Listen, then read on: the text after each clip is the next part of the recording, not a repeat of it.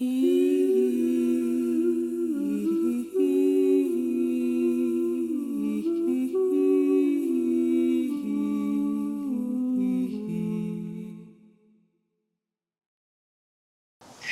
and welcome to the second episode of Our Waking Dream. I'm your host, Coco Swanson, spiritual strategist, mentor, consultant, and lifelong seeker. This show is for fellow sensitive seekers, spiritually inclined people. Probably if you're here you're dealing with some overwhelm and anxiety in face of the world today. The chaos and the uncertainty and the injustice of the world today that's so in our face merits a different style of community in which we explore ways to support each other. So that's what I'm here to do. I'm here to help create support, to help calm anxiety and overwhelm, to teach practical tools that are based in astrology, wisdom traditions, energy medicine, and somatic healing, and a whole bunch of other modalities that I've been exploring the last 3 decades. So welcome. It's wonderful to have you here. We dive in each week through a basic astrology lesson where I point out just one piece that I'm highlighting in the chart that week. So this week on July 6th, we have a pretty fun and big transit. This is like the drum roll that I started last week continues, because tomorrow Uranus moves for its first time into Gemini. What's that mean?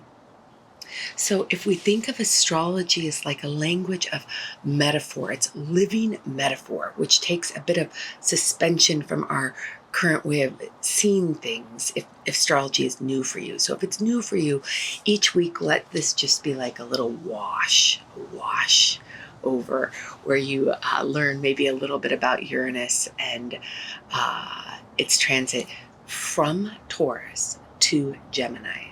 Uranus awakens, illuminates, innovates anything that it touches. So it's within a sign, it is illuminating that sign, it's innovating it. And it does so over the course of years. So from 2018, 2019 till now, Uranus, the Grand Awakener, has been awakening and illuminating and disrupting all Taurian traits. So that's our relation to resources, home, work, security has all been up for a grand review collectively in the last bit of time, right? That's on par for me. How about you? And so what do we do now that we have reclaimed values? That's a Taurus. What Taurus is about, values of resources, time, like what really matters to you. And now that we have innovated and changed at a core level our values, how do we take those values in to Gemini, where Uranus will illuminate communication? It'll illuminate ideas and how we're sharing ideas. It's the zodiac sign. So the planets travel through the zodiac signs. And that's what creates this dynamic expression. And so between now, with a little dip back from November to April, that's an aside, Uranus will be transiting back into Taurus for a good minute, November to April. But right now, and then again from April 2026 to 2033. So this is, when we talk about a big planet here, we're talking about a big collective movement. So we have been focusing more. Lately, there's innovation and disruption around resources. Where do we work? We work from home now more. We are collectively more curious about sustainability and gardening and farmers markets and how to live in a more regenerative way, right? At least I am. How about you? So we allow that to change us. I allow Uranus to change me because, like it or not, it's going to be a disruptor. So we might as well be open to receive change. Like, let Uranus, a planet that brings about lightning bolt ahas that align me with universal truth, I let that planet come and have at me by being open to change and reading the disruptive change that happens as signs of transformation, as signs that we're on the right path, as signs that the more I align, the more I am available, the more change that I can experience, and the more I can align in the next 8 years, really. It's 7 to 8 years in each sign. Uranus, the more I can align with my truest, my most aligned way of communicating, of perceiving, of assimilating information. So this said, how do we work this theme this week?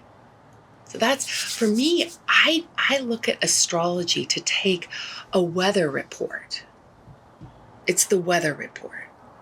And then with the weather report, I determine my practices. Here's some practices for the week.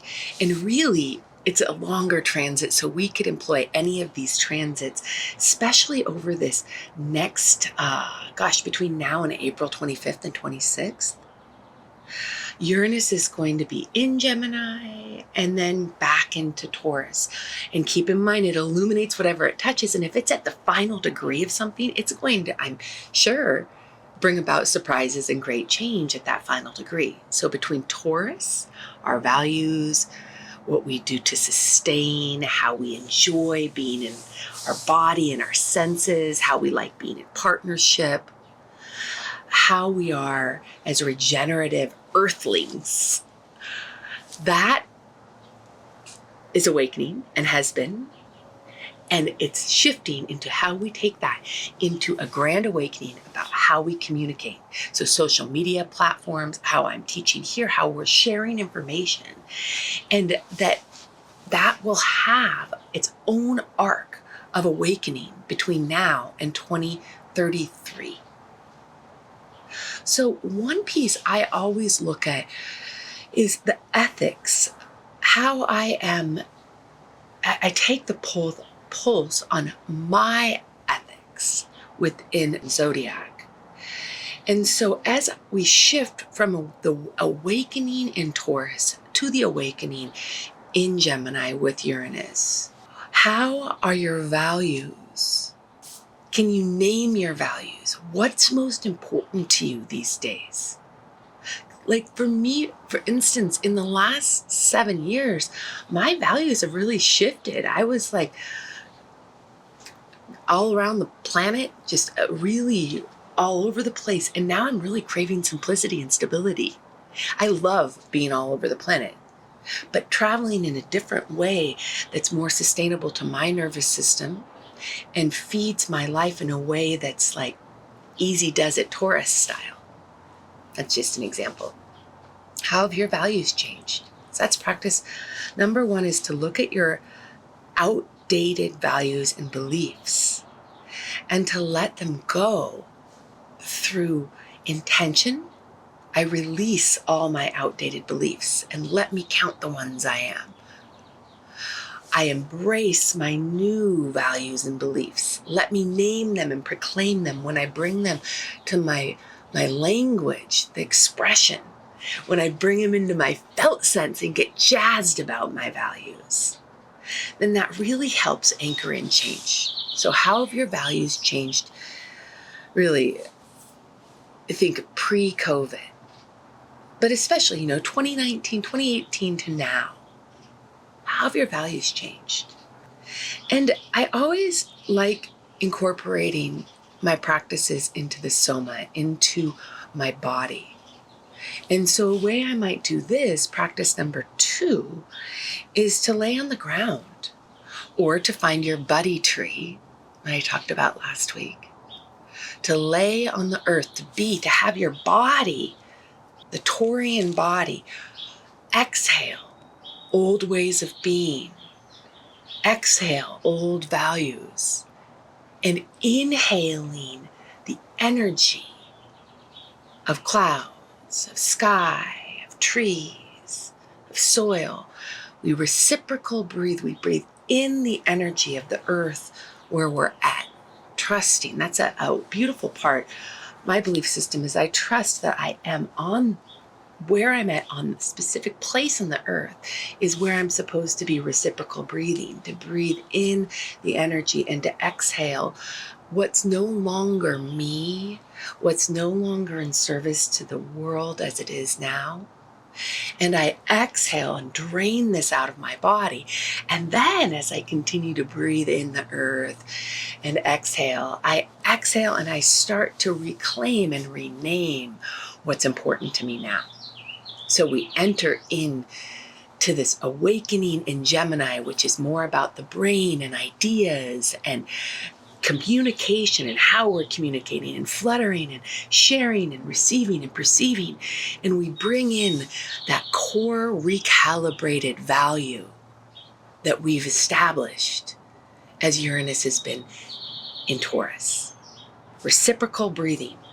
I breathe in the soil, the wind, the trees, and I exhale stress, worry, anger, old belief systems, old experiences, until that empties enough and I can start emptying new values. This is what I want. This is who I am. And start to name that within your community of people that are like-minded, sharing this experience with you. So please, if there is somebody that you feel would benefit, we're building community. So share this. Let it be contagious. Like Gemini, we share, cross-pollinate ideas, and share with me how your values have changed. Okay. Next practice we have for Uranus transitioning into Gemini is to become aware. So this is an awareness exercise that could be integrated into morning pages if you're writing in the morning. It could be integrated into thoughtful conversations or just contemplative time that you spend in nature or in times where you're not scrolling and your mind's busy. Is to become aware of your current assumptions about yourself, your life, your current assumptions about the world, what's going on, what looks like, what direction it looks like we're going. Be aware of your assumption. What are we assuming as truth? And what bias do I carry? So I'll notice this awareness practice is woven into my social interactions when I notice that for whatever reason, the person that I'm talking to or that I'm witnessing on a screen triggered my emotions in a way that doesn't feel good. I know in that moment that my bias and my assumption and my fear body and my insecurities or my doubt or something that I do not want to proliferate has been triggered. And so it's a perfect chance to soften. And great in the transition from Taurus, I soften my body's response. I be with my body's response so I have access to feel safe. Safety is really key. Safety is really key in letting go of old bias and assumption. I need to feel emotionally secure in order to change. So am I emotionally safe? Am I emotionally secure? And if so, I release all outdated bias, assumption through imagination, through sensation. This exercise you can bring into the soma as well, the body. I release all outdated assumptions and beliefs about myself and the world, about you. I go and I look for limiting beliefs, and those are easy to find because those are the places that don't feel good, that I don't trust in my own unfolding or the unfolding of the world. That is a place that could use release. And once I find a thought pattern, I can actually feel the thought pattern in my brain. I can put my hand on my head And I can imagine, sense, and feel that thought pattern releasing backwards from the count of 10, say. And I can release 10. I pull my hand away. You can try it with me. I exhale and I release all outdated thoughts, bias, assumption. Now, 8. You pull it out. 7. What's it feel like? 6. Not to just think about releasing outdated beliefs, but to do it physically. 6. Keep going, breathing. 5. Then I imagine it turning into light, starlight. Because I'm made out of light. We're made out of light.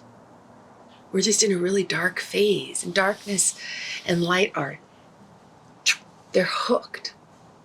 And right now, I'm releasing thoughts that land as dark or sooty, create separation between us in a time when we need interdependence and co-creation. I release it. Energy follows intention. It's almost too easy to be true. I can intend energy out. And if I do it over time, it increases in its power. Okay, let's bring this into culture. So how am I going to help shepherd Uranus into Gemini within my life, and how can you do the same when we're with each other? So that's the bias. It's the bias on the go. It's noticing and releasing my assumptions and my bias on the go, to do it on my own, in my imagination. And so that really when I'm with you, when I'm with any human, I start to notice, oh, there is a thought, analyzing that person's experience, and then I let it go. So it's noticing analytical thoughts and allowing them to release, so there can be spaciousness for you to perceive things in a different way. Once I release a thought about somebody analyzing, then I come back to the emotional state I would like to experience and share. So usually that's something like love, peace. I come in and I embody that. Shift back into Taurus. I embody peace. And I choose to see the person in front of me through the lens of peace rather than analysis, to allow my thoughts and my perception to be more malleable, which is essential as Uranus transitions into Gemini. Stays here till November 7th or 8th, depending on where you are in the world. So it shifts back into Taurus, refocusing on our values, what it's like to be a mammal, what it's like to let the soft animal of our body love what it loves. Mary Oliver, thank you. And we'll take that come next spring, fully recharged values, and come into an open, receptive place of changing how we perceive, how we communicate, and how we have a flurry of energy. It's like bees, spending time with the bees, butterflies. It's Gemini. It's exciting. And Gemini plays, play. Bumblebees, butterflies, fluttering around, social butterfly. So allow yourself to explore play as we move into July as well. Thank you. It's wonderful to have you as a part of this community. I want to know who you are. And so message, comment. This is exciting. Help it grow, share, and thank you. Love you. Thank you for being a part of our community here at Our Waking Dream.